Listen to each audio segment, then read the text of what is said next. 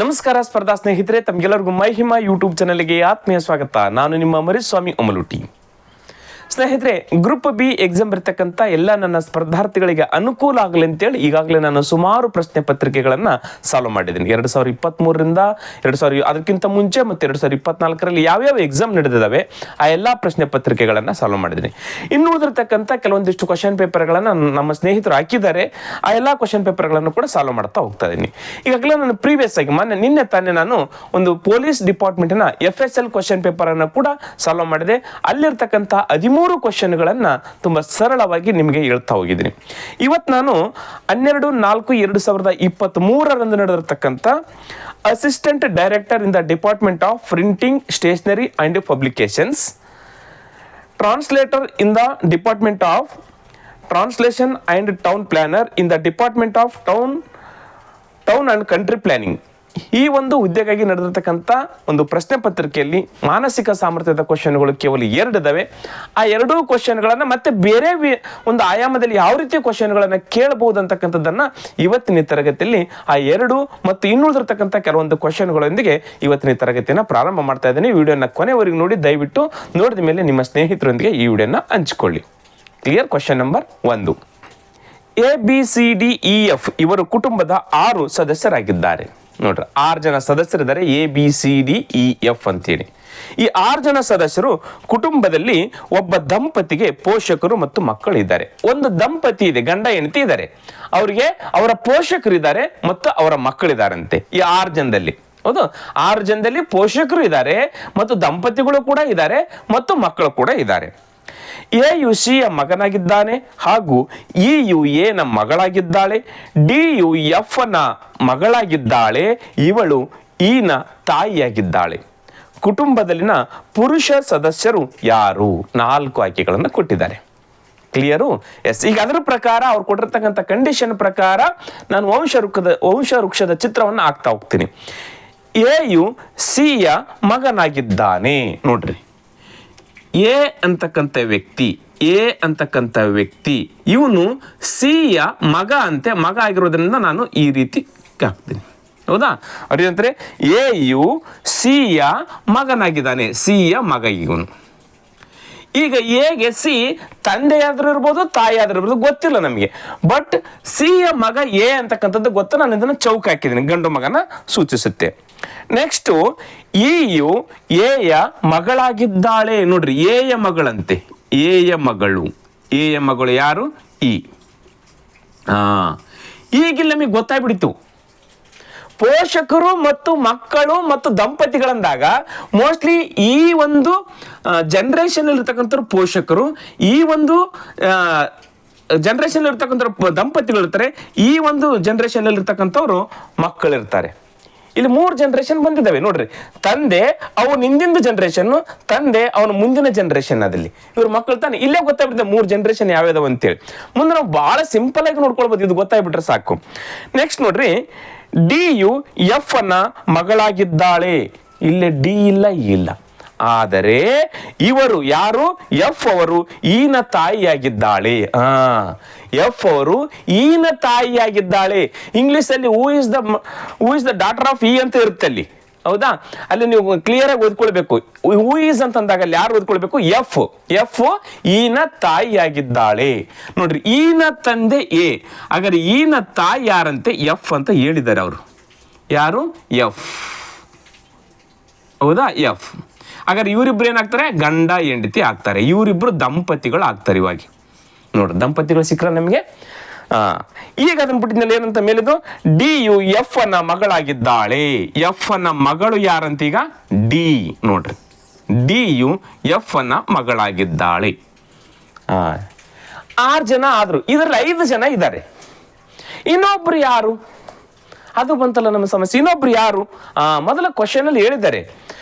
ಇಲ್ಲಿ ದಂಪತಿಗಳು ಯಾರು? A ಮತ್ತು F ದಂಪತಿಗಳು. ಮಕ್ಕಳು ಯಾರು? C ಮತ್ತು D ಮಕ್ಕಳು. ಈ ದಂಪತಿಗಳ ಮೊದಲೇ ಕಂಡೀಷನ್ ಅಲ್ಲಿ ಹೇಳಿದರೆ ಈ ದಂಪತಿಗಳಿಗೆ ಪೋಷಕರಿದ್ದಾರೆ ಅಂತೇಳಿ. ಪೋಷಕರು ಇದ್ದಾರೆ ಅಂದ್ರೆ ಅವ್ರ ತಂದೆ ತಾಯಿಗಳು ಯಾರೋ ಒಬ್ರು ಇದ್ದಾರೆ. ನೋಡ್ರಿ ಇಲ್ಲೇ ಇವರಿಬ್ರು ಗಂಡಗ ತಾಯಿನೋ ಅಥವಾ ತಂದೆನೋ ಒಬ್ರು ಇದ್ದಾರೆ. ಅದೇ ರೀತಿ ಈಕೆ ಕೂಡ ಪೋಷಕರು ಇರ್ತಾರೆ. ಹಾಗಾದ್ರೆ ಉಳಿದಿರ್ತಕ್ಕಂಥ ಯಾರು ಪೋಷಕರು ಅವರೇ ಇರ್ತಾರೆ. ಉಳಿದಿರ್ತಕ್ಕಂಥ ಲೆಟರ್ ಯಾವ್ದಿರುತ್ತೆ ಅದೇ ಇರುತ್ತೆ. ಯಾವುದು? ಎ, ಬಿ ಇಲ್ಲ, ಬಿ ನೋಡ್ರಿ ಎಫ್ ನ ಪೋಷಕರು ಬಿ, ಎ ನ ಪೋಷಕರು ಸಿ. ಸಿಕ್ತಲ್ಲ ಈಗ ನೋಡ್ರಿ. ಈ ಒಂದು ಚಿತ್ರ ಹಾಕೋದ್ರ ಮುಖಾಂತರ ಎಷ್ಟು ಕ್ವಶನ್ ಆದ್ರೂ ಕೇಳಿ. ಇಲ್ಲಿ 4 ಕ್ವಶನ್ ಅನ್ನ ಕೇಳಿದ್ದಾರೆ. ಎಷ್ಟು ಕ್ವಶನ್ ಕೇಳಿದ್ರೆ 4 ಕ್ವಶನ್ಗಳನ್ನ ಇಲ್ಲಿ ಉತ್ತರ ನೀಡಬಹುದು ನಾವು. ಇಲ್ಲಿ 4 ಕ್ವಶನ್ ಯಾವ್ಯಾವು? ಈ ಒಂದು ಎಕ್ಸಾಮ್ ಅಲ್ಲಿ ಏನ್ ಕ್ವಶನ್ ಕೇಳಿದ್ದಾರೆ? ಹಾಗಾದ್ರೆ ಕುಟುಂಬದಲ್ಲಿನ ಪುರುಷ ಸದಸ್ಯರು ಯಾರಂತ ಕ್ವಶನ್ ಕೇಳಿದೆ. ಇಲ್ಲಿ ಪುರುಷ ಸದಸ್ಯರು ಯಾರು? ಪುರುಷ ಸದಸ್ಯರು ಯಾರಂತ ಹೇಳಲಿಕ್ಕೆ ಬರುತ್ತೇನು? ಒಬ್ಬರದೇ ಹೇಳ್ಬೋದು ನಾವು. ಪುರುಷರು ಯಾರಲ್ಲೇ ಚೌಕ ಹಾಕಿರ್ತಕ್ಕಂಥದ್ದು ಏದ್ ಮಾತ್ರ ಹೇಳ್ಬೋದು. ಬಟ್ ಇಲ್ಲಿ ಎಲ್ಲ 6 ಜನರನ್ನ ಸೇರಿಸಿ ಹೇಳ್ಬೇಕು ನಾವು. 6 ಜನರಲ್ಲಿ ಎಷ್ಟು ಪುರುಷರಿದ್ದಾರೆ ಅಂತೇಳಿ. ಇಲ್ಲೇ ಏನ ತಂದೆ ಅಥವಾ ತಾಯಿ ಇರ್ಬೋದು, ಇಲ್ಲಿ ಎಫ್ ನ ತಂದೆ ಅಥವಾ ತಾಯಿ ಇರ್ಬೋದು ಬಿ. ಹಾಗಾದ್ರೆ ಇವರು ಪುರುಷರು ಅಂತ ಹೇಳಲಿಕ್ಕೂ ಬರಲ್ಲ, ಇವರು ಸ್ತ್ರೀಯರು ಅಥವಾ ಇವರು ತಂದೆ ತಾಯಿಗಳು ಅಂತ ಹೇಳಲಿಕ್ಕೂ ಕೂಡ ಬರಲ್ಲ. ಅದಕ್ಕೋಸ್ಕರ ಇದು ಕರೆಕ್ಟ್ ಆಗಿರ್ತಕ್ಕಂಥ ಆಯ್ಕೆಯನ್ನು ಎ ಮತ್ತು ಸಿ ಅಲ್ಲ, ಎ ಒಬ್ಬನೇ ಕರೆಕ್ಟ್ ಇಲ್ಲಿ.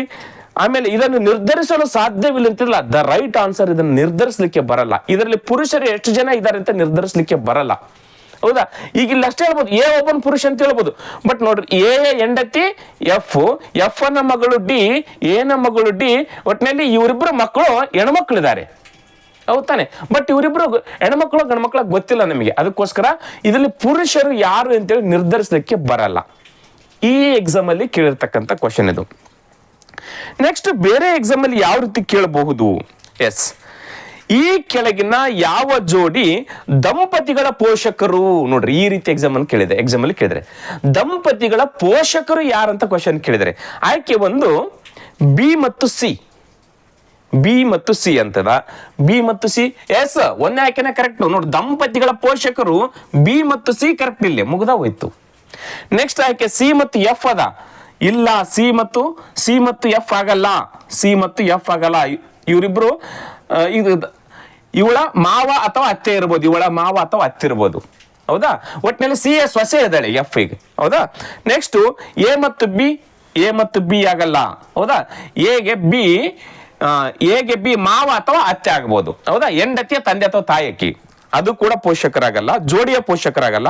ನೆಕ್ಸ್ಟ್ ಎ ಮತ್ತು ಎಫ್ ಇವರಿಬ್ರು ದಂಪತಿಗಳು. ನೋಡ್ರಿ, ಹಿಂಗೂ ಎಕ್ಸಾಮ್ ಅಲ್ಲಿ ಕೇಳಬಹುದು. ಹಾಗಾದ್ರೆ ಇಲ್ಲಿ ದಂಪತಿಯ ಜೋಡಿ ಯಾವುದು?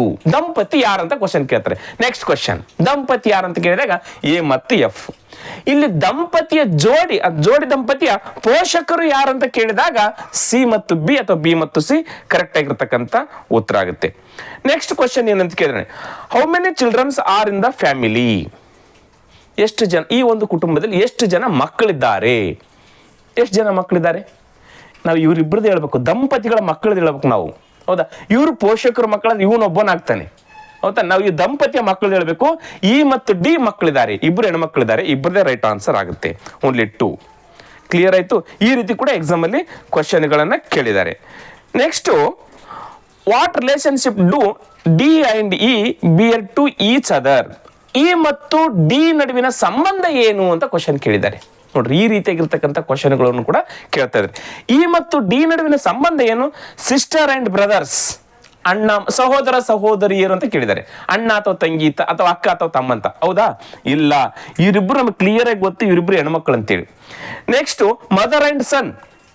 ಮದರ್ ಅಂಡ್ ಸನ್ ಅಲ್ಲ. ಡಿ ಮತ್ತು ಇ ಮದರ್ ಅಂಡ್ ಸನ್ ಅಲ್ಲ. Grandmother and granddaughter ಅಲ್ಲ. ಇವರಿಬ್ರು ಸೇಮ್ ಜನರೇಷನ್ ಅಲ್ಲಿ ಇದ್ದಾರೆ. ಸಿಸ್ಟರ್ಸ್. Yes, very good. ಇವರಿಬ್ರು ಏನಾಗ್ತಾರೆ? ಸಿಸ್ಟರ್ಸ್. Right answer. ನೋಡ್ರಿ, ಎಷ್ಟು ಕ್ವಶನ್ಗಳು ಕೇಳಬಹುದು ಇಲ್ಲಿ. ದಂಪತಿಯ ಜೋಡಿ ಯಾವುದಂತ ಕ್ವಶನ್ ಕೇಳಬಹುದು. 1, ಈ ಎಕ್ಸಾಮ್ ಅಲ್ಲಿ ಕೇಳಿರ್ತಕ್ಕಂಥದ್ದು ಪುರುಷರು ಎಷ್ಟು ಜನ ಇದ್ದಾರೆ ಅಂತ 2 ಕ್ವಶನ್ ಕೇಳಬಹುದು. ನೆಕ್ಸ್ಟ್, ಡಿ ಮತ್ತು ಇ ನಡುವಿನ ಸಂಬಂಧ ಏನು ಅಂತೇಳಿ ಕೇಳಿಸಿ 3ನೇ ಕ್ವಶನ್ ಕೇಳಬಹುದು. 4ನೇ ಕ್ವಶನ್ ಏನಂತ ಕೇಳಿದರೆ, ಈ ಜೋಡಿಯ ಪೋಷಕರು ಯಾರು ಅಂತೇಳಿ ಕ್ವಶನ್ ಕೇಳಬಹುದು. ಇಷ್ಟು ವಿಧದಲ್ಲಿ ಕ್ವಶನ್ ಅನ್ನ ಕೇಳಬಹುದು. ಕ್ಲಿಯರ್? ಎಸ್. ಇದೇ ರೀತಿಯಾಗಿರ್ತಕ್ಕಂಥ ಇನ್ನೊಂದು ಕ್ವಶನ್ UPSC ಅಲ್ಲಿ ಕೇಳಿದ್ದಾರೆ. Same question. ಆ ಕ್ವಶನ್ ಕೂಡ ಬಿಡಿಸ್ತಾ ಹೋಗ್ತೀನಿ. UPSC 2017ರಲ್ಲಿ ಕೇಳಿರ್ತಕ್ಕಂಥ ಕ್ವಶನ್ ಸೇಮ್ ಇದೇ ರೀತಿ ಅದ. ಆ ಕ್ವಶನ್ ನೋಡ್ತೋಣ. Question number 2. Consider the following relationship among members of a family of 6 persons ABCDEF. ನೋಡ್ರಿ 6 ಜನ ಒಂದು ಕುಟುಂಬದಲ್ಲಿ ಇದ್ದಾರೆ. ನೋಡ್ರಿ ಈ ಕ್ವಶನ್ ಎಲ್ಲಿ ಕೇಳಿದ್ರೆ 2017 UPS ಅಲ್ಲಿ ಕೇಳಿರ್ತಕ್ಕಂಥ ಕ್ವಶನ್ ಇದು. 6 ಜನ ಸ್ನೇಹಿತರಿದ್ದಾರೆ. ಕಂಡೀಷನ್ಸ್ ಕೊಟ್ಟಿದ್ದಾರೆ, ಅವರವ್ರ ರಿಲೇಶನ್ಶಿಪ್ ಯಾವ ರೀತಿ ಇದೆ ಅಂತೇಳಿ ಒಂದೊಂದು ಕಂಡೀಷನ್ ಕೊಟ್ಟಿದ್ದಾರೆ. ಒಂದನೇ ಕಂಡೀಷನ್ ಏನಿದೆ, the number of males equal that of females. ಗಂಡು ಮಕ್ಕಳು ಎಷ್ಟು ಜನ ಇದ್ದಾರೆ ಆ ಕುಟುಂಬದಲ್ಲಿ, ಹೆಣ್ಣು ಮಕ್ಕಳು ಕೂಡ ಅಷ್ಟೇ ಜನ ಇದ್ದಾರಂತೆ. 6 ಜನ ಇದ್ದಾರೆ ತಾನೆ, 6 ಜನದಲ್ಲಿ 3 ಪುರುಷರಿದ್ದಾರೆ, 3 ಮಹಿಳೆಯರಿದ್ದಾರೆ. ಬಟ್ ಅವ್ರು ಯಾರು ಅಂತ ಗೊತ್ತಿಲ್ಲ ನಮಗೆ. ಕಂಡೀಷನ್ ಅಲ್ಲಿ ಒಂದನೇ ಕಂಡೀಷನ್ ಹೇಳಿದ್ರೆ A and E are sons of F ಅನ್ನ ಗಂಡು ಮಕ್ಕಳು A ಮತ್ತು E. Condition number 1. Condition number 3 ನೋಡ್ರಿ. ಇವಾಗ 2ನೇದ್ದು A ಮತ್ತು E ಮಕ್ಕಳು, 3ನೇದ್ದು D is mother of 2, 1 boy are 1 girl. D ಇಬ್ಬರ ಮಕ್ಕಳ ತಾಯಿ. ಆ ಇಬ್ಬರು ಮಕ್ಕಳಲ್ಲಿ ಒಬ್ಬನ ಗಂಡು ಮಗ, ಒಬ್ಬನ ಹೆಣ್ಣು ಮಗಳು. 2 ಹುಡುಗಿಯರ 2 ಮಕ್ಕಳಿದೆ, 1 ಗಂಡು ಮಗ ಐತಿ, 1 ಹೆಣ್ಣು ಮಗ ಐತಿ. ಯಾರಿಗೆ? ಡಿಗೆ, ತಾಯಿ ಹಾಕಿ. ನೆಕ್ಸ್ಟ್ 4th ಕಂಡೀಷನ್, ಬಿ ಈ ಸನ್ ಆಫ್ ಎ. ಬಿ ಏನ ಮಗ. ನೆಕ್ಸ್ಟ್ ಲಾಸ್ಟ್ ಒಂದು ಕಂಡೀಷನ್ ಕೊಟ್ಟಿದ್ದಾರೆ, there is a only 1 married couple. ಒಂದು ಮ್ಯಾರಿಡ್ ಕಪಲ್ ಇದೆ, ಇಬ್ಬರು ದಂಪತಿಗಳು ಇದ್ದಾರೆ, ಒಂದು ದಂಪತಿ ಇದೆ ಅಂದ್ರೆ ಗಂಡ ಹೆಂಡತಿ ಇದ್ದಾರೆ ಅಂತ ಅರ್ಥ. Couple in the family at the presence. ಇಷ್ಟು ಕಂಡೀಷನ್ಸ್, 5 ಕಂಡೀಷನ್ ಕೊಟ್ಟಿದ್ದಾರೆ. ಹೌದು, ಎಸ್. ಈಗ ನಾವು ಕಂಡೀಷನ್ ಒಂದೊಂದು ನೋಡ್ತಾ ಹೋಗೋಣ. ಸೆಕೆಂಡ್ ಕಂಡೀಷನ್, ನಮಗೆ ಒಂದನೇ ಕಂಡೀಷನ್ ಇದ್ರೆ 3 ಪುರುಷರು 3 ಗಂಡು ಮಕ್ಕಳು, ಹೆಣ್ಣು ಮಕ್ಕಳು ಇದಾರೆ ಅಂತ ಹೇಳಿದರೆ. ಎಸ್, ಸೆಕೆಂಡ್ ಕಂಡೀಷನ್ ಇಲ್ಲಿ ಏನಂತ ಹೇಳಿದ್ರೆ, A and E are sons of F ಅನ್ನ ಗಂಡು ಮಕ್ಕಳು ಇವರು. ಹೌದಾ, ಎಫ್ ಅಂತಕ್ಕಂಥ ವ್ಯಕ್ತಿಯ ಗಂಡು ಮಕ್ಕಳು ಯಾರು? A ಮತ್ತು E. ಎ ಮತ್ತು ಇ ಅಂತಕ್ಕಂಥವ್ರು ಎಫ್ ಅನ್ನ ಗಂಡು ಮಕ್ಕಳು, ಸನ್ಸ್ ಅಂತ ಹೇಳಿದ್ದಾರೆ ಅವ್ರು, ಸನ್ಸ್ ಗಂಡು ಮಕ್ಕಳು. ಹೌದಾ, ಎ ಮತ್ತು ಇ. ನಾನು ಗಂಡು ಮಕ್ಕಳಾಗಿರೋದ್ರಿಂದ ನಾನು ಈ ರೀತಿ ಚೌಕವನ್ನು ಹಾಕೊಳ್ತೀನಿ, ಅಂದ್ರೆ ಗಂಡು ಮಕ್ಕಳು ಅಂತ ಹೇಳಿ ಸೂಚಿಸುತ್ತೆ. ಹೌದಾ, ಇದು condition number 2. Next condition number 3 ಏನಂತ ಹೇಳಿದ್ರೆ, D is mother of 2, 1 boy and 1 girl. ನಾನು ಈ ಕಡೆ ಹಚ್ಕೊಳ್ತೀನಿ. ಹೌದಾ, ಈ ಕಡೆ ಗೊತ್ತಿಲ್ಲ ನಮ್ಗೆ. ಅವ್ರು ಡಿ ಮದರ್ ಇದ್ದಾಳೆ. ಯಾರಿಗೆ ಮದರ್ ಇದ್ದಾಳೆ? ಒಂದು ಬಾಯಿಗೆ ಮದರು ಮತ್ತು ಇನ್ನೊಂದು ಯಾರ ಹುಡುಗಿ ಇದ್ದಾಳೆ. ಇವರಿಬ್ಬರು ಯಾರಂತ ಗೊತ್ತಿಲ್ಲ, ಮತ್ತು ಡಿ ಇವರಿಗೆ ಏನು ಸಂಬಂಧ ಅಂತ ಗೊತ್ತಿಲ್ಲ ನಮ್ಗೆ. ನೆಕ್ಸ್ಟ್ ಕಂಡೀಷನ್ ಅಲ್ಲಿ ಗೊತ್ತಾಗುತ್ತೆ. 4th ಕಂಡೀಷನ್ ನೋಡ್ರಿ, B is the son of A. B is the son of A. ನೋಡ್ರಿ, ಎ ನ ಮಗ ಯಾರಂತೆ? ಬಿ. ಈಗಿಲ್ಲ ನಮಗೆ ಒಂದು ಕ್ಲೂ ಗೊತ್ತಾಗ್ತದೆ. ಕ್ಲೂ ಅನ್ನೋಕ್ಕೇನು, ಕಂಡೀಷನ್ ನಂಬರ್ 1 ನಿಮ್ಗೆ ಕ್ಲಿಯರ್ ಆಗುತ್ತೆ. 3 ಪುರುಷರು 3 ಮಹಿಳೆಯರಿದ್ದಾರೆ ಅಂತ ಹೇಳಿದ್ರು. ಈಗಲೇ 3 ಪುರುಷರು ಗೊತ್ತಾದ್ರೆ ನಮಗೆ ಎ, ಇ, ಬಿ. ಎ ಮತ್ತು ಇ ಮತ್ತು ಬಿ ಪುರುಷರಾದ್ರು, ಹಾಗಾದ್ರೆ ಉಳಿದಿರ್ತಕ್ಕಂಥವ್ರು ಎಫ್ ಸ್ತ್ರೀ ಆದ್ಲು. ನೋಡ್ರಿ, ಈಗ ಎ ಮತ್ತು ಇ ನ ತಾಯಿ ಆದ್ಲು, ಆಮೇಲೆ ಡಿ ಸ್ತ್ರೀ ಇದ್ದಾಳೆ. ಹಾಗಾದ್ರೆ ಉಳಿದಿರ್ತಕ್ಕಂಥವ್ರು ಯಾರು? ಎ, ಬಿ, ಸಿ ಉಳಿದಾಳ್ತಾನೆ. ಸಿ ಒಬ್ಬಕ್ಕೆ ಮಹಿಳೆ. ನೋಡ್ರಿ, 3 ಮಹಿಳೆಯರಾದ್ರು. ಈಗ ಸಿ, ಡಿ, ಎಫ್ ಮಹಿಳೆ ಆದ್ರು, ಎ, ಬಿ, ಇ ಪುರುಷರಾದ್ರು. ಎಕ್ಸಾಮ್ ಅಲ್ಲಿ ಇದನ್ನು ಕೂಡ ಕೇಳ್ಬೋದು. ಈ ಒಂದು ಕುಟುಂಬದಲ್ಲಿರ್ತಕ್ಕಂಥ ಸ್ತ್ರೀಯರು ಯಾರ್ಯಾರು ಅಂತ ಕ್ವಶನ್ ಕೇಳ್ತಾರೆ, ಪುರುಷರು ಯಾರ್ಯಾರು ಅಂತ ಕ್ವಶನ್ ಕೇಳ್ಬೋದು. ಕ್ಲಿಯರಾ? ಎಸ್. ಇಷ್ಟು ಕೊಟ್ಟಿದ್ರೆ ಲಾಸ್ಟ್ ಕಂಡೀಷನ್ ಇಲ್ಲ ಅಂತ, 1 ಮ್ಯಾರಿಡ್ ಕಪಲ್ ಇದೆ. 1 ಮ್ಯಾರಿಡ್ ಕಪಲ್ ಐತಿ. ಯಾವುದು ಮ್ಯಾರಿಡ್ ಕಪಲ್ ಅಂತ ಗೊತ್ತಿಲ್ಲ ನಮಗೀಗ. ಹೌದಾ, ಈಗ ನೋಡ್ರಿ, ಇಲ್ಲೇ 4 ಜನ ಇದ್ದಾರೆ, ಇಲ್ಲಿ 3 ಇದ್ದಾರೆ.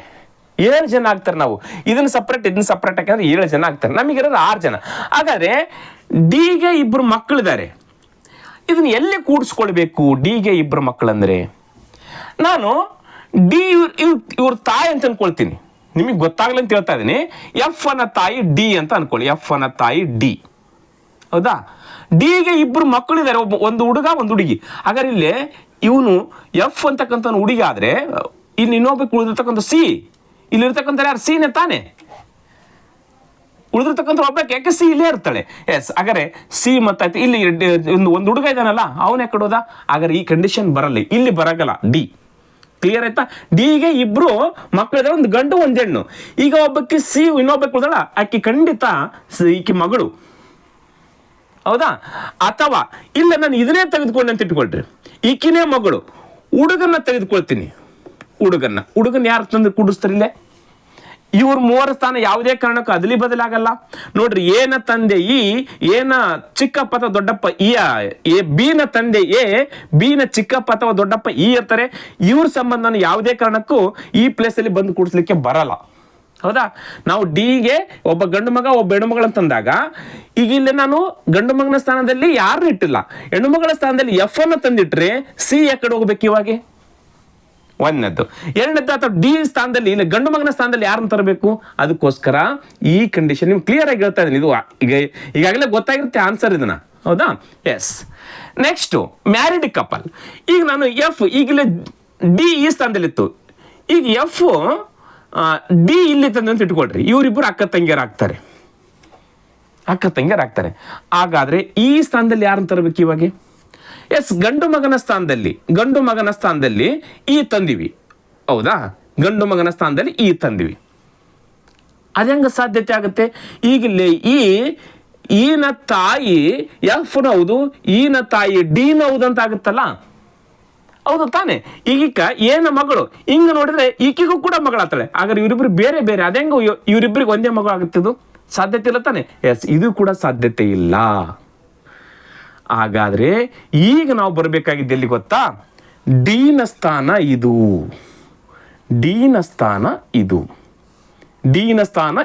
ಹಾಗಾದ್ರೆ ಇವರಿಬ್ರು ಮ್ಯಾರಿಡ್ ಕಪಲ್. ಯಾಕೆ ಇಲ್ಲೇ ತಂದೆ ಅಂತಂದ್ರೆ ಇವನಿಗೊಂದು ಮಗು ಇದೆ, ಗಂಡು ಮಗು. ಆ ಗಂಡು ಮಗನ ಸ್ಥಾನದಲ್ಲಿ ಖಾಲಿ ಇದೆಯಲ್ಲ ಅದು ಬರುತ್ತೆ ನೋಡ್ರಿ.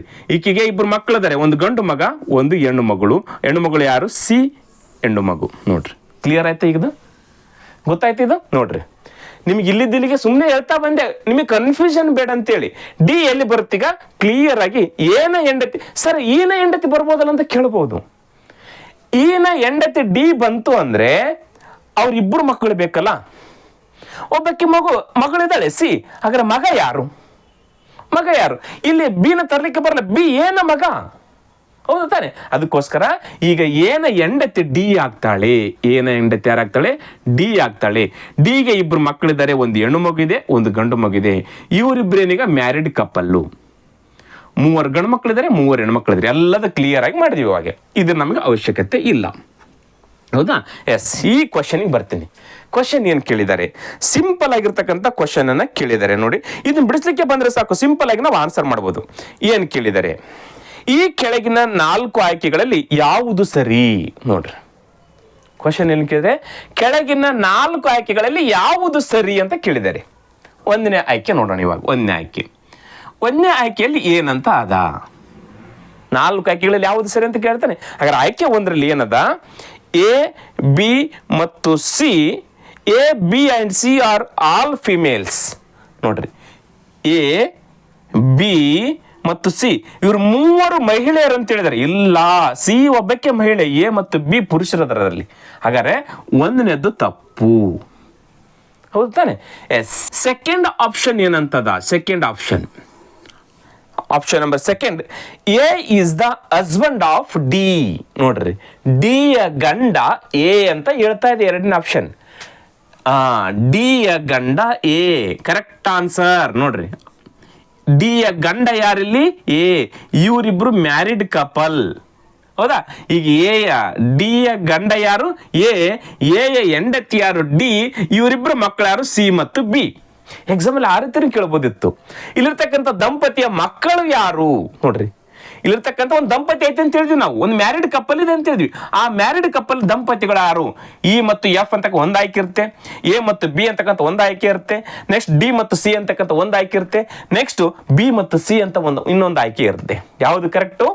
ಬಿ ಮತ್ತು ಸಿ ಅಂತ ಆಗುತ್ತೆ. ಬಟ್ ಇಲ್ಲಿ 2ನೇ ಆಯ್ಕೆ ಏನಂತ ಕೇಳಿದ್ರೆ ಎ ಯು ಡಿ ಯ ಗಂಡ ಅಂತ ಹೇಳಿದ್ರೆ ಆಪ್ಷನ್ ನಂಬರ್ 2 ಸರಿಯಾಗಿರ್ತಕ್ಕಂಥದ್ದಾಯ್ತು. ನೆಕ್ಸ್ಟ್ ನೋಡ್ರಿ, 3ನೇದು ಏನಂತಿದೆ? E and F are childrens of D. D ಯ ಮಕ್ಕಳು ಅಂತೆ. ಯಾರ್ಯಾರು? ಇ ಮತ್ತು ಎಫ್. ಇಲ್ಲ, ಇ ಮತ್ತು ಎಫ್ ಸಾಧ್ಯ ದೂರ ಇದಾರೆ, ಅವ್ರ ಸಂಬಂಧನೇ ಬೇರೆ.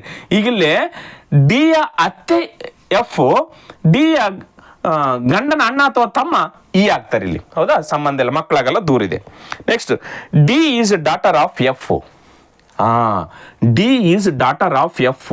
ನೋಡ್ರಿ, ಎಫ್ಗೆ ಏನಾಗಬೇಕು? ಡಿ ಡಾಕ್ಟರ್ ಆಗ್ತಾಳೇನು? ಇಲ್ಲ, ಮಗನ ಹೆಂಡತಿ ಸೊಸೆ ಆಗ್ತಾಳೆ. ಹಾಗಾದ್ರೆ 4ನೇ ಆಯ್ಕೆ ಕೂಡ ತಪ್ಪು. ನೋಡ್ರಿ, 4ನೇ ಆಯ್ಕೆ ಕೂಡ ತಪ್ಪು. ದ ರೈಟ್ ಆನ್ಸರ್ ಆಯ್ಕೆ 2 ಕರೆಕ್ಟ್ ಆಗಿರ್ತಕ್ಕಂಥದ್ದು. ಆಯ್ಕೆ 2 ಏನು?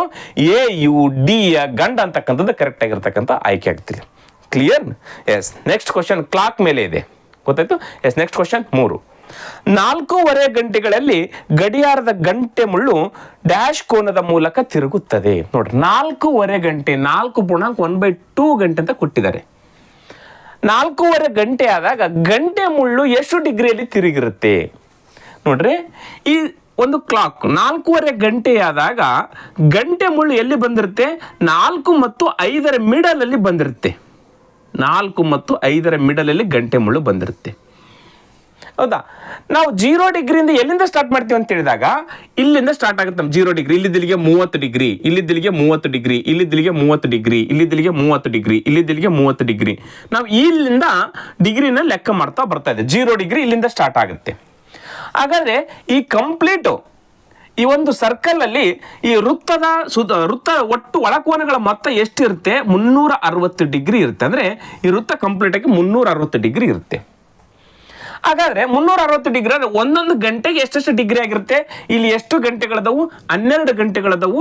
12 ಗಂಟೆಗಳು ತಾನೆ. 360 ಡಿಗ್ರಿ ಡಿವೈಡೆಡ್ ಬೈ 12 ಅಂದ್ರೆ 12 3 36, 30 ಡಿಗ್ರಿ. ಒಂದೊಂದು ಗಂಟೆ 30 ಡಿಗ್ರಿಯಲ್ಲಿ ಇರ್ತವೆ. ಒಂದೊಂದು ಗಂಟೆ 30 ಡಿಗ್ರಿ ಇರ್ತವೆ. ನೋಡ್ರಿ, ಇಲ್ಲಿದ್ದಿಲ್ಲಿಗೆ 30 ಡಿಗ್ರಿ, ನಾವು ಇಲ್ಲಿದ್ದ ಸ್ಟಾರ್ಟ್ ಆಗುತ್ತೆ ಅಂತ ಅನ್ಕೊಳ್ಳಿ. ಇಲ್ಲಿದ್ದ ಇಲ್ಲಿಗೆ 30, ಇಲ್ಲಿದ್ದಿಲ್ಲಿಗೆ 30, ಇಲ್ಲಿದ್ದಿಲ್ಲಿಗೆ 30. ಹಾಗಾದ್ರೆ ನೋಡ್ರಿ, ಇದು 90 ಡಿಗ್ರಿ ಆಯ್ತಾ? 30 30 90 ಆಯ್ತಾ? ನೆಕ್ಸ್ಟ್ ಇಲ್ಲಿಂದ ಇಲ್ಲಿ ಇದು ಕೂಡ ಎಷ್ಟಾಗುತ್ತೆ? ಇದು 30 30 30 30 90 ಆಯ್ತಾ? ಇದು ಕೂಡ ರೈಟ್ ಆ್ಯಂಗಲ್ ಆಯಿತು. ನೆಕ್ಸ್ಟ್ ಅದೇ ರೀತಿಯಾಗಿ ಇದು ರೈಟ್ ಆ್ಯಂಗಲ್, ಇದು ರೈಟ್ ಆ್ಯಂಗಲ್. ಒಟ್ಟು 4 ಲಂಬ ಕೋನಗಳಿರ್ತವು. 90 ಡಿಗ್ರಿ 4 ಅಂದರೆ 9 4 36, 360 ಡಿಗ್ರಿ ಆಯಿತು. ಎಸ್, ಅದೆಲ್ಲ ಬೇಡ, ಅದು ಬೇಸಿಕ್. ಈಗ 4.5 ಗಂಟೆ ಆದಾಗ ಗಂಟೆ ಮುಳ್ಳು ಯಾವ ಡಿಗ್ರಿಯಲ್ಲಿದೆ ಈಗ ಅಂತ ಗೊತ್ತಾಗಬೇಕು ನಮಗೆ. ಎಸ್, ಗೊತ್ತಾಗಿರುತ್ತೆ ನಿಮ್ಗೆ ಈಗಾಗಲೇ. ಇಲ್ಲಿಂದ ಸ್ಟಾರ್ಟ್ ಆಗ್ತಂತೆ ಇದೆ. ಹಾಗಾದ್ರೆ ಇಲ್ಲಿದ್ರಿಗೆ 90 ಡಿಗ್ರಿ ಆಯಿತು. ನೆಕ್ಸ್ಟು ಈ 90 ಡಿಗ್ರಿಯಲ್ಲಿ ಅರ್ಧ ಅದ, ಹೌದು ತಾನೆ? ಇಲ್ಲಿದ್ದಿಲ್ಲಿಗೆ 90 ಡಿಗ್ರಿಯಲ್ಲಿ ಅರ್ಧ, ಹೌದು ತಾನೆ? ಮಿಡಲ್ ಅಲ್ಲ, ಕರೆಕ್ಟಾಗಿ ಈ ಕಡೆ 1 ಗಂಟೆ, ಈ ಕಡೆ 1 ಗಂಟೆ, ಮತ್ತು 4 ಮತ್ತು 5 ಮಿಡಲ್. ಹಂಗಾದ್ರೆ ಇದು ಮೇಲಿದು 90 ಡಿಗ್ರಿ, ಈ 90 ಡಿಗ್ರಿಯಲ್ಲಿ ಅರ್ಧ 45 ಡಿಗ್ರಿ ಎಷ್ಟಾಯ್ತು? 135 ಡಿಗ್ರಿ ತಿರುಗಿರುತ್ತೆ. ರೈಟ್ ಆನ್ಸರ್, ಮುಗೀತು. ಇಷ್ಟೇ. ನೀವು ಹೆಂಗಾದ್ರೂ ಕೆಲವೊಬ್ರು ಡಿಫ್ರೆಂಟ್ ವೇಲಿ ಈ ಕ್ವಶನ್ ಅನ್ನು ಸಾಲ್ವ್ ಮಾಡ್ಬೋದು. ಎಸ್, ಇನ್ನೊಂದು ರೀತಿಯಲ್ಲಿ ಯಾವ ರೀತಿ ಬಿಡಿಸ್ಬೋದು? ಎಸ್, ಇಲ್ಲಿದ್ದಿಲ್ಲಿಗೆ 30, ನೆಕ್ಸ್ಟ್ ಇದು 30 60, 61 30 90, 91 ಇಲ್ಲಿಗೊಂದು 30 120. ಎಸ್, 120 ಇದ್ರ 30 ಅರ್ಧ ನೋಡ್ರಿ, 120 ಆಯ್ತಾ ಇಲ್ಲಿದ್ದಿಲ್ಲಿಗೆ? ಎಸ್, ಇಲ್ಲಿದ್ದಿಲ್ಲಿಗೆ 30 ಆಯ್ತಾ? 30 ಅರ್ಧ ನಿಂತಿರುತ್ತೆ. 30 ಅರ್ಧ ಎಷ್ಟಾಗುತ್ತೆ? 15 ಆಗುತ್ತೆ. ಹಾಗಾದ್ರೆ ಅದು ಕೂಡ ಎಷ್ಟಾಯ್ತು ನೋಡ್ರಿ? ಅದು ಕೂಡ 135 ಆಯ್ತಾ? ನೋಡ್ರಿ, ಸಿಂಪಲ್ ಆಗಿ ನಾವು ಯಾವ ರೀತಿ ಆದ್ರೂ ಬಿಡಿಸ್ಬೋದು.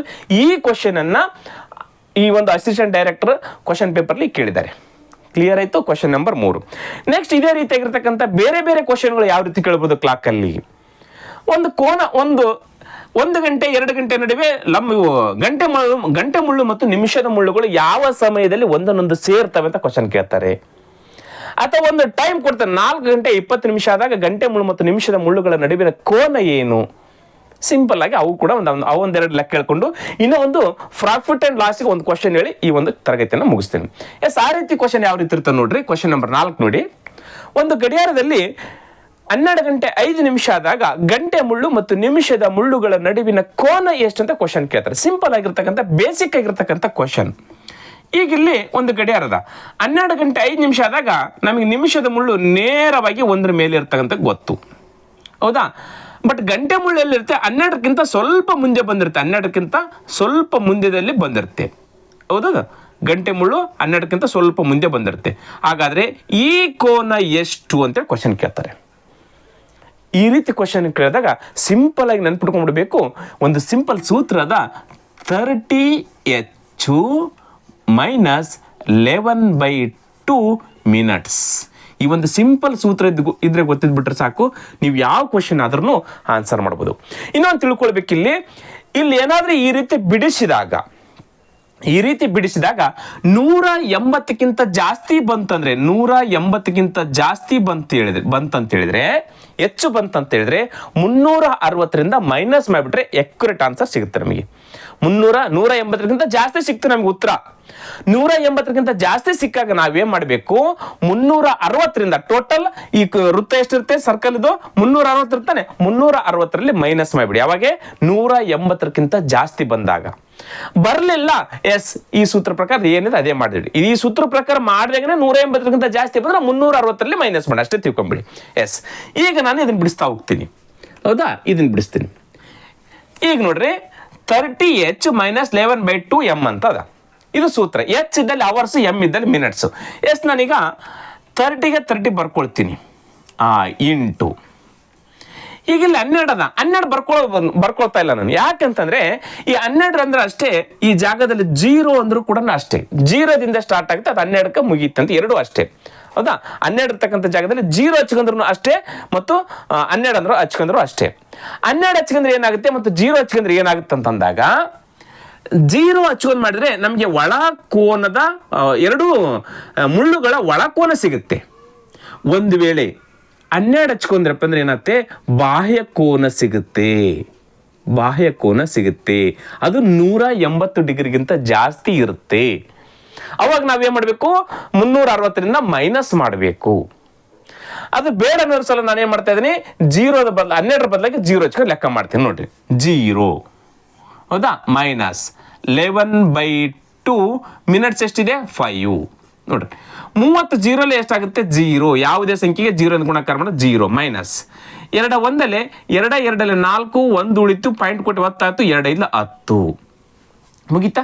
ಎಸ್, 11ಕ್ಕೆ ಮತ್ತು 25 ಗುಣಾಕಾರ ಮಾಡಿದ್ರೆ 11 5 25 5 ಕೆಲ ಬಂತಿ 5, 11 2ಲ್ಲಿ 22 1 2 27. ಇಲ್ಲಿ 1 ಬಿಟ್ಟು ಪಾಯಿಂಟ್ ಇದ್ರೆ 1 ಬಿಟ್ಟು ಪಾಯಿಂಟು 27.5 ಡಿಗ್ರಿ ರೈಟ್ ಆನ್ಸರ್. ನೋಡ್ರಿ ಎಷ್ಟಾಯ್ತು, 27.5 ಡಿಗ್ರಿ ರೈಟ್ ಆನ್ಸರ್. ಮುಗಿದೋಯ್ತು ಇಷ್ಟೇ. ಎಸ್, ನಾವೊಂದು 12 ಹಚ್ಕೊಂಡು ಮಾಡಿದ್ದೆ ಅಂತ ಇಟ್ಕೊಳ್ಳಿ. 30 0 ಬದಲಾಗಿ 12, 30 ಇಂಟು 12, ಹೌದಾ, ಮೈನಸ್ ಇಲ್ಲಿ ಎಷ್ಟು ಬಂತಿದ್ದು ಗುಣಾಕಾರ ಮಾಡಿದಾಗ 27.5 ಬಂತಿದ್ರದು. ಎಷ್ಟು ನೋಡ್ರಿ, 12 3 ಎಷ್ಟಾಗುತ್ತೆ 360 ಮೈನಸ್ 27.5 ಡಿಗ್ರಿ, 27.5 ಡಿಗ್ರಿ. ಹೌದಾ, ಈಗ ನೋಡ್ರಿ 0ಕ್ಕೆ 10ರಲ್ಲಿ 5 ಹೋದ್ರೆ 5, ಕೈಲ ಬಂತು 1. 10ರಲ್ಲಿ 8 ಹೋದ್ರೆ 2, ಪಾಯಿಂಟು ಕೈಲ ಬಂತು 1. ನೆಕ್ಸ್ಟ್ 6ರಲ್ಲಿ 3 ಹೋದ್ರೆ 3, ನೆಕ್ಸ್ಟ್ ಈ 3ಕ್ಕೆ 332.5 ಡಿಗ್ರಿ ಬಂತು. ಹೌದಾ, 332.5 ನೋಡ್ರಿ, ಇದು 332.5, 332.5 ಡಿಗ್ರಿ. ಇದು ನಮಗೆ ಬೇಕಾಗಿರ್ತದಲ್ಲ, ಇದು ಎರಡು ನಡುವಿನ ಕೋನ ಇದೆಷ್ಟಿದೆ 27.5 ಡಿಗ್ರಿ ಅದ. ಹೌದಾ, ನಿಮ್ಗೆ ಹೇಳಿದೆ ನಾನು ಏನು, 180ಕ್ಕಿಂತ ಜಾಸ್ತಿ ಬಂದ್ರೆ 360ರಲ್ಲಿ ಮೈನಸ್ ಮಾಡ್ರಿ ಅಂತ ಹೇಳಿದೆ. ಎಸ್, ಈಗಲೇ 332 ಬಂತು. ಈ 332ರಲ್ಲಿ 332.5ರಲ್ಲಿ ಇದು ಜಾಸ್ತಿ ಬಂದಿರೋದ್ರಿಂದ ನಾವು 360ರಲ್ಲಿ ಮೈನಸ್ ಮಾಡ್ತೀವಿ. ಹೌದಾ, 360ರಲ್ಲಿ ಮೈನಸ್ ಮಾಡ್ತೀವಿ. ನೋಡ್ರಿ ಇಲ್ಲೇ 0, 10ರಲ್ಲಿ 5 ಹೋದ್ರೆ 5, ಕೈಲ ಬಂತು 1. 10ರಲ್ಲಿ 3 ಹೋದ್ರೆ 7, ಕೈಲ ಬಂತು 1. 6ರಲ್ಲಿ 4 ಹೋದ್ರೆ 2, ಏನಿಲ್ಲ, 0ಕ್ಕೆ 0, 27 ಡಿಗ್ರಿ. ನೋಡ್ರಿ 27 ಡಿಗ್ರಿ ಬಂತ. ಅದಕ್ಕೆ ಹೇಳಿದ್ದು 180ಕ್ಕಿಂತ ಜಾಸ್ತಿ ಬಂತ ಅಂತ ಹೇಳಿದ್ರೆ ನೀವು 360ರಲ್ಲಿ ಮೈನಸ್ ಮಾಡಿಬಿಡಿ, ಕರೆಕ್ಟ್ ಆಗಿರ್ತಕ್ಕಂಥ ಒಳ ಕೋನಗಳ ಸಿಗ್ತದೆ ನಿಮಗೆ. ಕ್ಲಿಯರ್? ಎಸ್, ನೆಕ್ಸ್ಟ್ ಕ್ವಶನ್ ನೋಡಿ, ಕ್ವಶನ್ ನಂಬರ್ 5. ಒಂದು ಗಡಿಯಾರದಲ್ಲಿ 5 ಗಂಟೆ ಮತ್ತು 6 ಗಂಟೆಗಳ ನಡುವೆ ನಿಮಿಷದ ಮುಳ್ಳು ಮತ್ತು ಗಂಟೆ ಮುಳ್ಳುಗಳು ಯಾವ ಸಮಯದಲ್ಲಿ ಒಂದನ್ನೊಂದು ಸಂಧಿಸುತ್ತವೆ? ನೋಡ್ರಿ, ಎಲ್ಲಿಂದ ಎಲ್ಲಿಗಂತೆ 5 ಗಂಟೆ ಮತ್ತು 6 ಗಂಟೆಯ ನಡುವೆ. ಹೌದಾ, ಎಸ್, ಇದನ್ನ ತೆಗಿತೀನಿ ನಾನು. 5 ಗಂಟೆ 6 ಗಂಟೆ ನಡುವೆ ಅಂತಂದಾಗ ಹೌದು ತಾನೆ. ಎಸ್, ನೋಡಿ ಇಲ್ಲಿಂದ ಇಲ್ಲಿಗೆ, ಇಲ್ಲಿಂದ ಇಲ್ಲಿಗೆ, ಇವೆರಡರ ಮಧ್ಯದಲ್ಲಿ ಯಾವ ಸಮಯದಲ್ಲಿ, ನೋಡ್ರಿ ಇಲ್ಲಿಗೆ ತಾನೆ, ಯಾವ ಸಮಯದಲ್ಲಿ ಗಂಟೆ ಮುಳ್ಳು ಮತ್ತು ನಿಮಿಷದ ಮುಳ್ಳು ಒಂದನ್ನೊಂದು ಸಂಧಿಸ್ತವೆ ಅಂತ ಕ್ವಶನ್ ಕೇಳಿದ್ದಾರೆ. ಎಸ್, ಈ ರೀತಿ ಸಮಸ್ಯೆಗಳು ಯಾವಾಗಲೂ ಟೈಮ್ ಏನಿರುತ್ತೆ 5 ಗಂಟೆ ಮೇಲೆ ಇರುತ್ತೆ. ಅದು 6 ಗಂಟೆ ಒಳಗಡೆ 5 ಗಂಟೆ ನಡುವೆ, 6 ಗಂಟೆ ಒಳಗಡೆ 5 ಗಂಟೆ ಮೇಲೇನೆ ಇರುತ್ತೆ ಸಮಯ ಯಾವಾಗಲೂ. ಎಸ್, ಇದಕ್ಕೂ ಕೂಡ ಒಂದು ಸಿಂಪಲ್ ಆಗಿರ್ತಕ್ಕಂಥ ಸೂತ್ರ ಅದ. 11/2m 11/2m minus 30h is equal to 0. ನೋಡ್ರಿ ಸ್ವಲ್ಪ ಡಿಫ್ರೆಂಟ್ ಅದ, ನಾವು ಪ್ರೀವಿಯಸ್ ಮಾಡಿರ್ತಕ್ಕಂಥದ್ದು ಇಲ್ಲಿ ಮಾಡಿರ್ತಕ್ಕಂಥದ್ದು. ಈಗ 11/2ಗೆ 11/2 ಇಲ್ಲಿ ಏನು ಚೇಂಜಸ್ ಇಲ್ಲ. ಹೌದಾ, ಇಂಟು ಮಿನಿಟ್ಸ್ ಎಷ್ಟದ, ಮಿನಿಟ್ಸ್ ಗೊತ್ತಿಲ್ಲ, ಅದನ್ನೇ ಕಂಡುಹಿಡಿಬೇಕಾಗಿದ್ದು ನಾವು. Minutes minus 30 into H hours ಎಷ್ಟಿದೆ 5 ನೋಡ್ರಿ. ನಾವು ಇದನ್ನ ಹಚ್ಕೊಳ್ಬೇಕು ಮೊದಲನೇದು, ಯಾಕಂದ್ರೆ 5 ಗಂಟೆ ಮೇಲೆ ತಾನೆ. 5 ಇಸ್ ಈಕ್ವಲ್ ಟು 0. ಹೌದಾ? ಎಸ್. ಈಗ ನಮಗೆ ಬೇಕಾಗಿರೋದು ನೋಡ್ರಿ 11/2m ಒಂದೇ ಸ್ಟೆಪ್ಪಲ್ಲಿ ಮುಗಿಸ್ಬೋದಿತ್ತು. ಇಸ್ ಈಕ್ವಲ್ ಟು ಹೊರಗಡೆ ಹೋಗ್ತೀವಿ. 35 150 ಮೈನಸ್ 150 ಇಸ್ ಈಕ್ವಲ್ ಈ ಕಡೆ ಬಂದರೆ ಮೈನಸ್ ಪ್ಲಸ್ 150. ಆಯ್ತಾ? ಎಸ್. ನಮಗೆ ಬೇಕಾಗಿರೋದು ಎಮ್ ಇಸ್ ಈಕ್ವಲ್ ಟು 150. ಈ 11/2 ಈ ಕಡೆ ಬಂದರೆ 2/11. ಆಯ್ತಾ? ಎಸ್. ಮಿನಿಟ್ಸ್ ಈಕ್ವಲ್ ಟು ಇದೆಷ್ಟಾಗುತ್ತೆ 300 ಆಗುತ್ತೆ. 300 ಡಿವೈಡೆಡ್ ಬೈ 11. ಹೌದಾ? ಇದನ್ನು ಸಂಕ್ಷೇಪಿಸಿದಾಗ ಎಷ್ಟಾಗುತ್ತೆ ನೋಡ್ರಿ. 11ಕ್ಕೆ 11 ಈ ಕಡೆ ಹಚ್ತೀನಿ ನೋಡ್ರಿ. 11ಕ್ಕೆ 11. 11ರ ಬಗ್ಗೆ 30 ಬರೋ ತನಕಂದ್ರೆ 11 2 22. 8 ಉಳಿಯುತ್ತೆ 80 ಆಗುತ್ತೆ. 11 7 77. ಎಷ್ಟು ಉಳಿತು ನಮಗೆ? 80 ಆಗಿತ್ತು. 77 3 ಉಳಿತು. ಉಳಿದತಕ್ಕಂಥ 3 ಮೇಲೆ ಹಚ್ಚಿಬಿಡ್ರಿ. ಇದು ಏನಾಗುತ್ತೆ ಮಿನಿಟ್ಸ್ ನೋಡ್ರಿ. ಇದು ಮಿನಿಟ್ಸ್ 27.3/11 ಮಿನಿಟ್ಸ್. ಗಂಟೆ ಎಷ್ಟು ಅಂತ ನಾನು 5ರ ಮೇಲೆ ತಾನೆ. ಹಾಗಾದ್ರೆ 5 ಗಂಟೆ 27 ನಿಮಿಷ 3/4 ಮಿನಿಟದಲ್ಲಿ ಅವು ಒಂದನ್ನೊಂದು ಸಂಧಿಸ್ತವೆ. ಆಯ್ಕೆಯಲ್ಲಿ ಇದನ್ನ 27.3/11. ಎಸ್, ಆಯ್ಕೆ ಕರೆಕ್ಟ್ ಇದೆ. ಆಯ್ಕೆ 3 ಕರೆಕ್ಟ್ ಆಗಿರ್ತಕ್ಕಂಥದ್ದು. 5 ಗಂಟೆ 27 ನಿಮಿಷ ಮೇಲೆ 3/11 ಮಿನಿಟ್ಸ್ ಅಲ್ಲಿ ಒಂದನ್ನೊಂದು ಸಂಧಿಸ್ತವೆ ಇಸ್ ರೈಟ್ ಆನ್ಸರ್. ಈ ಸೂತ್ರ ಗೊತ್ತಿರ್ಬೇಕು ನಿಮಗೆ. ಗೊತ್ತಾಯ್ತು ನಿಮ್ಗೆ ಹೆಂಗ್ ಬಿಡಿಸಿದ್ ನಾನು ಇದನ್ನ? ಎಸ್. 11/2ಗೆ ಇದು ಯಾವ ರೀತಿ ಇದೆ ಅದೇ ರೀತಿ ಹಚ್ಕೊಂಡಿನಿ. ಮೈನಸ್ 30 ಅವರ್ಸ್ ನಾವು ಇದನ್ನ ಹಚ್ಕೊಳ್ಬೇಕು. 4 ಗಂಟೆಯಿಂದ 5 ಗಂಟೆ ಅಂದಾಗ 4 ಗಂಟೆ, 3 ಗಂಟೆಯಿಂದ 4 ಗಂಟೆ ಅಂದಾಗ ಇಲ್ಲಿ 3 ಗಂಟೆ. ಮೊದಲು ಯಾವ್ದಾದ್ರು ಅದನ್ನ ಹಚ್ಕೊಳ್ಬೇಕು. Is equal to 0. ನೆಕ್ಸ್ಟ್ 11/2ಗೆ 11/2 ಇದೇನು ಚೇಂಜಸ್ ಮಾಡಿಲ್ಲ. 35 150 ಅದ, ಇದು ಮೈನಸ್ 150 ಅದ. ಇಸ್ ಈಕ್ವಲ್ ನ ಕಡೆ ಬಂದ್ರೆ ಪ್ಲಸ್ 150 ಆಯ್ತು. ನಮಗೆ ಬೇಕಾದ್ರೆ ಎಮ್ ಇಸ್ ಈಕ್ವಲ್ 150. ಇದು 11/2 ಇರೋದು ಇಸ್ ಈಕ್ವಲ್ ನ ಕಡೆ ಬಂದ್ರೆ 2/11 ಆಯ್ತು. 150ಕ್ಕೆ 2ಕ್ಕೆ ಗುಣಾಕಾರ ಮಾಡಿದಾಗ 300 ಆಯ್ತು. Divided by 11. ಇದನ್ನು ನಾವು ಸಂಕ್ಷೇಪಿಸಿದಾಗ ಮಿಶ್ರ ಭಿನ್ನ ರಾಶಿಯಲ್ಲಿ ಇಟ್ಟಾಗ 27.3/11 ಮಿನಿಟ್ಸ್ ಆಯ್ತು. ಹಾಗೆ 5 ಗಂಟೆ 27.3 ಮಿನಿಟ್ಸ್ ರೈಟ್ ಆನ್ಸರ್ ಆಗುತ್ತೆ. ಇಲ್ಲಿ ಬಂದು ಸೇರ್ತವೆ ಒಂದೊಂದೊಂದು. ಹೌದಾ? ಎಸ್. ನೆಕ್ಸ್ಟ್ ಕ್ವಶನ್ 6 ನೋಡಿ. 300 ರೂಪಾಯಿಗಳಿಗೆ ಒಂದು ಛತ್ರಿಯನ್ನ ಮಾರುವ ಮೂಲಕ ಒಬ್ಬ ಅಂಗಡಿಯವನು 20% ಲಾಭ ಗಳಿಸುತ್ತಾನೆ. ನೋಡ್ರಿ, ಪ್ರಾಫಿಟ್ ಅಂಡ್ ಲಾಸ್. 300 ರೂಪಾಯಿಗೆ ಒಂದು ವಸ್ತು ಮಾರ್ತಾನೆ. 300 ರೂಪಾಯಿಗೆ ಮಾರಿದ್ರೆ ಅವನಿಗೆ 20% ರೂಪಾಯಿ ಲಾಭ ಆಗುತ್ತೆ. ಹೌದಾ? ಈಗ 100 ರೂಪಾಯಿಗೆ ಒಂದು ವಸ್ತು ತೆಗೆದುಕೊಂಡು ನಿಂತು ಇಟ್ಕೊಳ್ರಿ. ಅದನ್ನ 20% ಲಾಭದೊಂದಿಗೆ ಮಾರಾಟ ಮಾಡಿದಾಗ ಎಷ್ಟಕ್ಕೆ ಮಾರಾಟ ಮಾಡ್ತಾನೆ? 120 ರೂಪಾಯಿಗೆ ಮಾರ್ತಾನೆ. ಇದು ನಮ್ಮದ ಬೆಲೆ. ಮಾರಿದ ಬೆಲೆ ಏನು? ಅಂಗಡಿಯವನಿಗೆ ಸ್ಟಿಕ್ಕರ್ ಹಚ್ಚಿ ಕಳಿಸ್ತಿರ್ತಾರೆ 120. ಅವನು ಕೂಡ 120ಗೆ ಮಾರ್ತಾನೆ. ಬಂದ್ಮೇಲೆ MRP ರೇಟ್ ಎಷ್ಟಿದೆ ನೋಡಿ ಅಷ್ಟಾಗ ಅಂತ ಹೇಳ್ತಾರೆ. ಬಟ್ ಅವನು ಖರೀದಿ ಮಾಡಿದ್ದು ಮಾಲಕರಿಂದ 100 ರೂಪಾಯಿ ತೆಗೆದುಕೊಂಡಿರ್ತಾನೆ ಅವನು. ಇಲ್ಲಿ ಬಂದು 120 ರೂಪಾಯಿಗೆ ಮಾರಿದ್ರೆ 20% ರೂಪಾಯಿ ಲಾಭ ಆಗುತ್ತಂತ ಅವನಿಗೆ. ಅರ್ಥ ಆಯ್ತು? ಇದು ಒಂದು ಲೇಬಲ್ ಹಚ್ಚಿರ್ತಾರೆ MRP ರೇಟ್, ನಮೂದಿತ ಬೆಲೆ 120 ರೂಪಾಯಿನೇ ಇರ್ತದೆ. ಅವನು 120 ರೂಪಾಯಿನೇ ಮಾರ್ತಾನೆ. ಬಟ್ ಅವನ ಅಂಗಡಿ ಅವನು ಕೊಟ್ಟು ತಂದಿರ್ತಾನಲ್ಲ 120 ರೂಪಾಯಿ ತಂದ್ರೆ ಅವನು ಕಡಿಮೆ ರೇಟಿಗೆ ತಂದಿರ್ತಾನೆ. 100 ರೂಪಾಯಿ ತಂದಿರ್ತಾನೆ ಅವನು. ದೊಡ್ಡ ಹೋಲ್ಸೇಲ್ ಅಲ್ಲಿ 100 ರೂಪಾಯಿಗೆ ತಂದಿರ್ತಾನೆ. ಹೋಲ್ಸೇಲ್ ಅಲ್ಲಿ ಕಡಿಮೆ ಇರುತ್ತೆ ರೇಟು. ಬಟ್ MRP ರೇಟಿಗಿಂತ ಕಡಿಮೆ ಇರುತ್ತೆ. ಅವನಲ್ಲಿ MRP ರೇಟಿಗೆ ಮಾರಿದ್ರೆ 20% ರೂಪಾಯಿ ಲಾಭ ಆಗುತ್ತೆ. ಆಗ ಅದೇ ರೀತಿ ಒಂದು ಛತ್ರಿ ತೆಗೆದುಕೊಂಡಂತೆ 300 ರೂಪಾಯಿಗೆ ಮಾರಿದಾನೆ. 300 ರೂಪಾಯಿಗೆ ಮಾರಿದಾನೆ. 300 ರೂಪಾಯಿಗೆ ಮಾರಿದಾನಂತಂದ್ರೆ 300 ರೂಪಾಯಿ ನಮೂದಿತ ಬೆಲೆ. ಇದನ್ನ ಎಷ್ಟಕ್ಕೆ ಮಾಡ್ಯಾನೆ?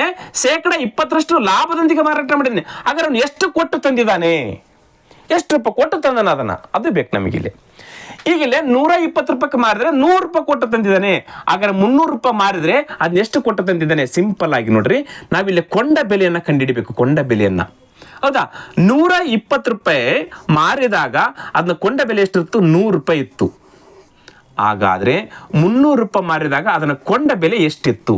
ಅದನ್ನ ಕೊಂಡಿರ್ತಕ್ಕಂಥ ಬೆಲೆ ನಾವು. ಹೌದಾ? ಎಷ್ಟಿದೆ ನೋಡಿ. E0 cancel. 6 2 12, 6 5 30, 2 1 2, 2 50, 55 250 ಅಂದ್ರೆ ಅದನ್ನ ಕೊಂಡಿರ್ತಕ್ಕಂಥ ಬೆಲೆ ನೋಡ್ರಿ. ಅದನ್ನ ಕೊಂಡ ಬೆಲೆ ಎಷ್ಟು? ಅದನ್ನ ಕೊಂಡ ಬೆಲೆ ಎಷ್ಟು? 250 ರೂಪಾಯಿ. 250 ರೂಪಾಯಿ ತಗೊಂಡು 300 ರೂಪಾಯಿಗೆ ಮಾರ್ತಾನೆ. ಇದು ನಮೂದಿತ ಬೆಲೆ ನೋಡ್ರಿ. ಒಂದು ಛತ್ರಿನ ಹೋಲ್ಸೇಲ್ ಅಲ್ಲಿ ತಂದಾನೆ, ಅದಕ್ಕೆ 250 ರೂಪಾಯಿ ಐತಿ. ಬಟ್ ಅದ್ರ ಮೇಲೆ MRP ರೇಟ್ ಹಚ್ಚಿದ್ದಾರೆ, ನಮೂದಿತ ಬೆಲೆ ಹಚ್ಚಿದ್ದಾರೆ 300 ರೂಪಾಯಿ ಅಂತ ಸ್ಟಿಕ್ಕರ್ ಹಚ್ಚಿದ್ದಾರೆ. ಎಷ್ಟಿದು? ಇದೀಗ ಮಾರಿದ ಬೆಲೆ ಅಲ್ಲ, ಇದು MRP ರೇಟ್. ಹೌದಾ? MRP ರೇಟ್ ಇದೆ, ಈಗ 300 ರೂಪಾಯಿ ಸ್ಟಿಕ್ಕರ್ ಅದ, ಅವನು 300 ರೂಪಾಯಿ ಮಾಡಿದ್ರೆ ₹20 ಲಾಭ ಆಗುತ್ತೆ. ಹೌದು ತಾನೆ? ಕ್ಲಿಯರ್ ಆಯ್ತು ಇಲ್ಲಿದು? ನೋಡ್ರಿ, 300 ರೂಪಾಯಿಗೆ ಮಾರಿದ್ರೆ ಅವನಿಗೆ ₹20 ಲಾಭ ಆಗ್ತಂದಾರ. ಹಾಗಾದ್ರೆ ಅದನ್ನ ಎಷ್ಟು ತೆಗೆದುಕೊಂಡೆ? ₹250 ತೆಗೆದುಕೊಂಡೇನೆ.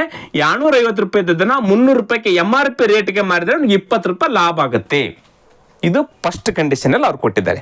ಎಸ್, ಮಾರಾಟ ಸಮಯದಲ್ಲಿ ಒಂದು ಸೀಸನ್ನಲ್ಲಿ ಅಂಗಡಿಯವನು ನಮೂದಿತ ಬೆಲೆಯ ಮೇಲೆ ₹10 ರಿಯಾಯಿತಿಯನ್ನು ನೀಡಿದರೆ, ನಮೂದಿತ ಬೆಲೆ ಇದು 300, ಇದಕ್ಕೆ 10% ಡಿಸ್ಕೌಂಟ್ ಕೊಡ್ತಾನೆ. ಈಗ ನಮೂದಿತ ಬೆಲೆಯ ಮೇಲೆ 10% ರಿಯಾಯಿತಿಯನ್ನು ನೀಡಿದ್ರೆ ಅಂಗಡಿಯವನಿಗೆ ಆದ % ಲಾಭ ಏನು? ಈಗ ಅವನು 300 ರೂಪಾಯಿ ನಮೂದಿತ ಬೆಲೆ ಇದೆ, MRP ರೇಟ್ ಇದೆ ಅದ್ರ ಮೇಲೆ 300 ರೂಪಾಯಿ ಅಂತೇಳಿ ಅವನು ಹೇಳ್ತಾನೆ, ಇದು ನಾವು 300 ರೂಪಾಯಿ ಕೊಡಲ್ಲ, ನಾವು ಡಿಸ್ಕೌಂಟ್ ಮಾಡಿ ಕೊಡ್ತೀನಿ, 10% ಡಿಸ್ಕೌಂಟ್ ಮಾಡಿ ಕೊಡ್ತೀನಿ ಅಂತ ಹೇಳ್ತಾನೆ. 100ಕ್ಕೆ 10 ರೂಪಾಯಿ ಡಿಸ್ಕೌಂಟ್ ಮಾಡಿ ಕೊಡ್ತೀನಿ. ನಿಮ್ಗೆ ಕ್ಲಿಯರ್ ಆಗಿ ಗೊತ್ತಿಲ್ಲ, 100ಕ್ಕೆ 10 ರೂಪಾಯಿ ಬಿಟ್ರೆ ಡಿಸ್ಕೌಂಟ್, 300 ರೂಪಾಯಿಗೆ ಎಷ್ಟು ಬಿಡ್ತಾನೆ? 30 ರೂಪಾಯಿ ಬಿಡ್ತಾನೆ. 30 ರೂಪಾಯಿಗೆ ಬಿಟ್ರೆ ಎಷ್ಟಕ್ಕೆ ಮಾರ್ತಾನೆ? 300 ರೂಪಾಯಿಗೆ 30 ರೂಪಾಯಿ ಬಿಟ್ರೆ 270 ರೂಪಾಯಿಗೆ ಮಾರ್ತಾನೆ. ಇದು ನಾವು ನಮ್ಮ ಹಂಗೆ ಕ್ಯಾಲ್ಕುಲೇಷನ್ ಕೂಡ ಮಾಡ್ಕೊಳ್ಬಹುದು. ಎಷ್ಟಕ್ಕೆ ಮಾರಿದೀಗ? 270 ರೂಪಾಯಿಗೆ ಮಾರಿದ. ಅದನ್ನು ಕೊಂಡದ್ದೆಷ್ಟು? 250 ರೂಪಾಯಿ. 250 ರೂಪಾಯಿ ಕೊಟ್ಟು 270 ರೂಪಾಯಿಗೆ ಮಾರಿದ್ರೆ ಎಷ್ಟು ರೂಪಾಯಿ ಲಾಭ ಆಯ್ತು? 20 ರೂಪಾಯಿ ಲಾಭ ಆಯ್ತು. ಹಾಗಾದ್ರೆ 100ಕ್ಕೆ ಎಷ್ಟಾಯ್ತು? ಸಿಂಪಲ್ ಅಲ್ಲ? ಎಸ್. ಈಗ ನೋಡ್ರಿ, ಈಗ ಮತ್ತೆ ಲೆಕ್ಕ ಪ್ರಕಾರ ಮಾಡಿ, ಇದು ನಾವು ಬಾಯಿ ಲೆಕ್ಕ ಮಾಡಿಬಿಟ್ಟು ಇಷ್ಟೇ ಮುಗಿದೋಯ್ತು ಉತ್ತರ. ಎಸ್. ಈಗ 300 ರೂಪಾಯಿಗೆ 10% ಡಿಸ್ಕೌಂಟ್ ಬಿಟ್ಟ. ಹಾಗಾದ್ರೆ ಎಷ್ಟು ರೂಪಾಯಿ ಬಿಟ್ಟ? 30 ರೂಪಾಯಿ ಬಿಟ್ಟ. ಹೌದಾನೆ? 100ಕ್ಕೆ 10 ರೂಪಾಯಿ ಆದ್ರೆ ನೀನು ಇಲ್ಲಿ ಹಚ್ಕೊಂಡು ತೋರಿಸಲಿಲ್ಲ ಅಂದ್ರೆ, ಎಸ್, 100ಕ್ಕೆ 10 ರೂಪಾಯಿ ಬಿಟ್ರೆ ಎಷ್ಟಾಯ್ತು? ಇವೆರಡು ಜೀರೋ ಕ್ಯಾನ್ಸಲ್, 30 ರೂಪಾಯಿ ಬಿಟ್ಟ. ಹಾಗಾದ್ರೆ 30 ರೂಪಾಯಿ ಬಿಟ್ರೆ ಎಷ್ಟು ರೂಪಾಯಿಗೆ ಮಾರಾಟ ಮಾಡಿದವನು? 270 ರೂಪಾಯಿ. 300 ಮೈನಸ್ 200 ಹಿಂಗೆ ಹಚ್ಕೊಳ್ತೀನಿ ಬೇಕಾದ್ರೆ. 30 ರೂಪಾಯಿ ಬಿಟ್ರೆ 300 ಮೈನಸ್ 30 ರೂಪಾಯಿ ಬಿಟ್ಟ. ಹಾಗಾದ್ರೆ ಅದು ಮಾರಿರ್ತಕ್ಕಂಥದ್ದು ಎಷ್ಟಕ್ಕಾಯ್ತು? 270 ರೂಪಾಯಿಗೆ ಮಾರಾಟ ಮಾಡಿದ. ಎಸ್. ಇದು ಏನಿದು? ಮಾರಿದ ಬೆಲೆ. ಇದೇನಿದು? Selling price. ಇದು ಕಾಸ್ಟ್ ಪ್ರೈಸ್. 250 ರೂಪಾಯಿಗೆ ತೆಗೆದುಕೊಂಡು 270 ರೂಪಾಯಿಗೆ ಮಾರಿದ. ಏನಾಯ್ತು? ಲಾಭ ಆಯ್ತು ನಮಗೆ. ಲಾಭ ಎಷ್ಟಾಯ್ತು? 20 ರೂಪಾಯಿ ಲಾಭ ಆಯ್ತು. 20 ರೂಪಾಯಿ ಲಾಭ ಆಯ್ತು. ಹೌದಾ? ನನಗೆ ಸ್ಪೇಸ್ ಇಲ್ಲ, ಇನ್ನು 250 ಮೈನಸ್ 270 ಮೈನಸ್ 250 ಅಂತ ಹಚ್ಕೊಳ್ಳಿಕ್ಕೆ. ಹೌದಾ? 20 ರೂಪಾಯಿ ಲಾಭ ಆಯ್ತು. ಎಷ್ಟಕ್ಕೆ 20 ರೂಪಾಯಿ ಲಾಭ ಆಯ್ತು? 250ಕ್ಕೆ 20 ರೂಪಾಯಿ ಲಾಭ ಆಯ್ತು ಅವನಿಗೆ. ಹೌದಾ? ಈಗ ಹಚ್ಕೊಳ್ತೀನಿ ನೋಡ್ರಿ. 250ಕ್ಕೆ 20 ರೂಪಾಯಿ ಲಾಭ ಆಯ್ತು. ನಾವು ಕಂಡುಹಿಡಬೇಕಾಗಿದ್ದು ಎಷ್ಟಕ್ಕೆ? 100ಕ್ಕೆ. ಪರ್ಸೆಂಟೇಜ್ ಅಲ್ಲಿ ಹೇಳ್ಬೇಕಲ್ಲ. 100ಕ್ಕೆ ಎಷ್ಟಾಯ್ತು? ಎಸ್. ಈ ಜೀರೋ ಕ್ಯಾನ್ಸಲ್, 25 ಒಂದಲೇ, 25 ನಾಲ್ಕಲೆ, ಉಳಿದಿರ್ತಕ್ಕಂಥದ್ದು 4 ಮತ್ತು 2, 4 2 ಎಷ್ಟು? 8% ಲಾಭ ಆಯ್ತು. ನೋಡ್ರಿ ಎಷ್ಟು ಸಿಂಪಲ್ ಮಾಡ್ಬೋದು ನಾವು. ಏನಾಯ್ತು? 8% ಆ ವ್ಯಕ್ತಿಗೆ ಲಾಭ ಆಯ್ತಕ್ಕಂಥದ್ದು ಈ ಒಂದು ಪ್ರಾಫಿಟ್ ಅಂಡ್ ಲಾಸ್ಗೆ ಸಂಬಂಧಿಸಿರ್ತಕ್ಕಂಥ ಸಿಂಪಲ್ ಆಗಿರ್ತಕ್ಕಂಥ ಲೆಕ್ಕ ಇದು. ಕ್ಲಿಯರ್ ಸ್ನೇಹಿತರೆ? ಈ ಒಂದು ಕ್ವಶನ್ ಪೇಪರಲ್ಲಿ 2 ಕ್ವಶನ್ ಕೇಳಿದ್ರೆ, ಎಡಿಷನಲ್ ಆಗಿ ಅವುಗಳಿಗೆ ಸಂಬಂಧಪಟ್ಟಿರ್ತಕ್ಕಂಥ 2-3 ಕ್ವಶನ್ಗಳನ್ನು ಹೇಳಿದ್ರೆ, ಮತ್ತು ಇದು ಬೇರೆ ಆಗಿರ್ತಕ್ಕಂಥ ಪ್ರಾಫಿಟ್ ಅಂಡ್ ಲಾಸ್ಗೆ ಒಂದು ಕ್ವಶನ್ ಕೂಡ ಹೇಳಿದ್ದೀನಿ. ದಯವಿಟ್ಟು ನೋಡಿರ್ತಕ್ಕಂಥ ಎಲ್ಲ ಸ್ಪರ್ಧಾರ್ಥಿಗಳು ನಿಮ್ಮ ಸ್ನೇಹಿತರೊಂದಿಗೆ ವಿಡಿಯೋನ ಹಂಚಿಕೊಡ್ರಿ ಅಂತ ಹೇಳ್ತಾ ಇವತ್ತಿನ ತರಗತಿಯನ್ನು ಮುಗಿಸ್ತಾ ಇದ್ದೀನಿ. ನಮಸ್ಕಾರ.